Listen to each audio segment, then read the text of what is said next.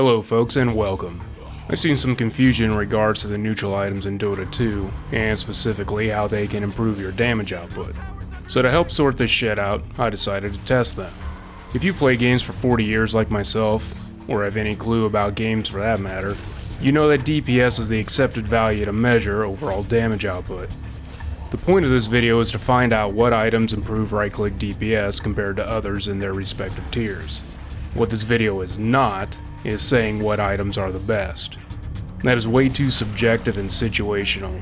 This is also not a comparison of all items, only the ones that provide any right-click damage increase, and not spell damage.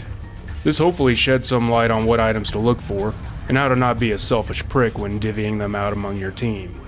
Before we get into the data, let me explain how I acquired said data so you can replicate the results if your life is as boring as mine. I took 6 heroes, 3 melee, and 3 ranged. In both groups I picked 1 strength, 1 agility, and 1 intelligence. Also made sure to pick ones that have no modifier to their regular attacks.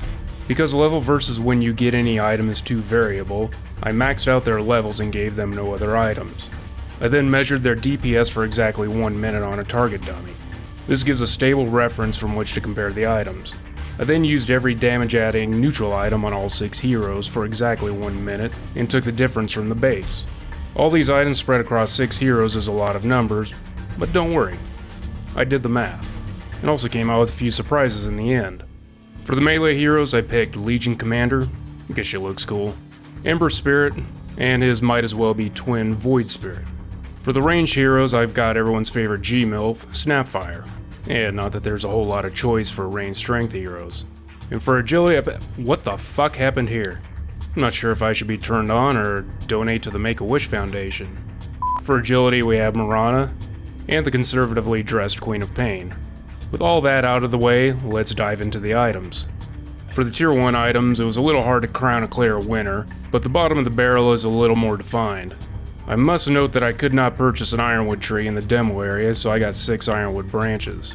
The arcane ring, while a good item, only provides damage to int heroes, albeit a respectable amount. The ocean heart just really shouldn't exist, and the poor man's shield only significantly affects agility heroes. The big surprise is the recently changed iron talon, which provides the most gain to everyone in the melee group, aside from agility. For the ranged folk, the broom handle actually outperformed nearly everything else, just edging out the iron talon and ironwood tree. If either of these items drop, target them. If you're an agility hero and the poor man's shield drops, grab this and give the other items to someone who can benefit from them more. In the tier 2s, the melee and range values mirror each other quite well. Another bug shows up is that you cannot purchase the Vambrace. There is no combination of items to get the current stats, so I got the 2 items that I was based off of and calculated it down. The Essence Ring and Pupil's Gift are not surprisingly at the bottom, as is the disappointing Dragon Scale. Take the Grove Bow with a little grain of salt, as its extra range could provide a little more real-world DPS. The Clumsy Net is just like an ironwood tree with mana regen, so ditch that, or the Ocean Heart if this is available. The Vambrace would edge out the Ring of Aquila before 7.24, but the stat nerf puts the 2 in more direct competition with each other. And with the added armor and mana regen, the Ring is probably the better choice between the 2. But the undisputed winner in all categories is the Imp Claw. Now on to the tier 3s. Though I love the Paladin Sword, it shows up at the bottom. Something of interest is how poor the Enchanted Quiver did in all tests. I would have expected it to do much better, but its properties are only useful for 1 attack every 8 seconds. It's just taking up space the rest of the time. This makes it highly situational and mostly impractical for sustained DPS compared to other items. Something else to note is that the Titan Sliver is percentage based, meaning the more you have in your base damage, the better it will perform. And it also means that it can scale well later into the game. But look how well the Mindbreaker does. It outpaces the Orbit Destruction for melee heroes. Attack speed scales higher for the ranged hero, so it doesn't look as pronounced. But you're not going to be getting this when you're level 30, so the wiener for this tier goes to the Mindbreaker. At tier 4 we're getting into the realm where there are hardly any bad items. At the bottom of the list is the Minotaur Horn. It only provides damage to strength heroes, and even other items are better than that. The Spell Prism is pretty rounded, and the Ninja Gear levels up your agility hero. Where things get close is between the Havoc Hammer and the Leveler. Passively, like how most of you are in relationships, The leveler is going to be doing the most for you. But if you have some balls and like to get into the thick of things, the Havoc Hammer can dish out a lot more damage every 10 seconds. So which do I crown the winner? Well, neither of them actually. Because I want to look back at another item.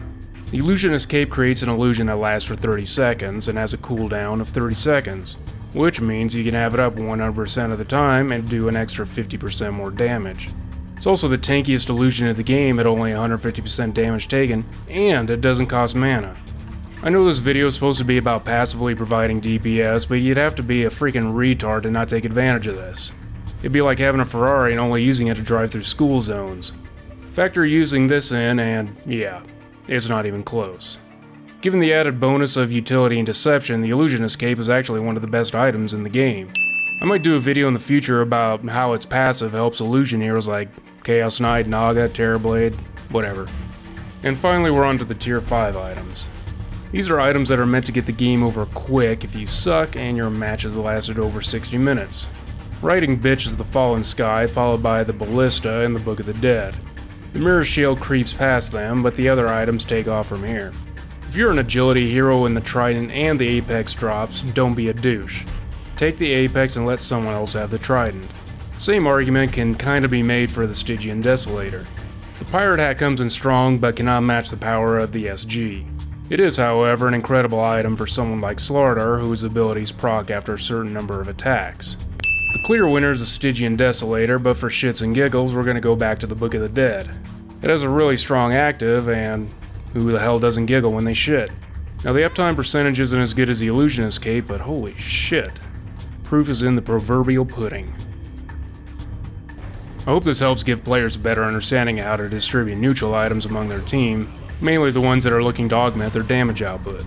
If you've come up with something cool to try with the neutral items, let me know down below. I may also make some videos that better explore these items for greater potential. Until then, take care.